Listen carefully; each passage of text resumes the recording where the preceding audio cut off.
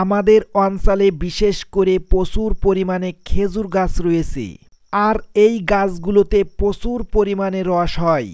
দর্শক, সারিবদ্ধভাবে যে গাছগুলো দেখছেন, এই গাছগুলো কেবলমাত্র কেটে রেখে গেছে। রস যেন পাখিতে না খেতে পারে তার জন্য ভাঁড়ের ভিতরে ওই গাছের পাতা রেখে গেছে।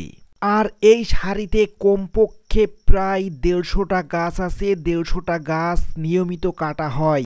আর এই গাছগুলোতে প্রচুর পরিমাণে রস হওয়ার কারণে যে কাটছে সে অনেক লাভবান হচ্ছে। আজকের এখানে 20টে গাছ কাটা হয়েছে, আর এখান থেকে সকালবেলা প্রায় 8 থেকে 10 কান রস হবে। দর্শক, তাহলে বুঝতে পারছেন এখানে কি পরিমাণে রস হয়। আর এই গাছের রস কেউ খেতে পারে না, কারণ এখানে পাহারা দেওয়া হয়।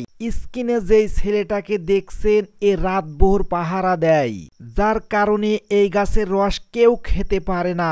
আমি অবশ্যই খাওয়ার জন্যই গিয়েছিলাম, কিন্তু ওই ছেলেটা পাহারা দিচ্ছে বিধায় আমি ওখান থেকে রস খেতে পারি নাই। আর ঠিক এভাবেই পাহারা দেওয়া হয় আমাদের অঞ্চলে, আর এই কারণে কেউ রস চুরি করে খেতে পারে না।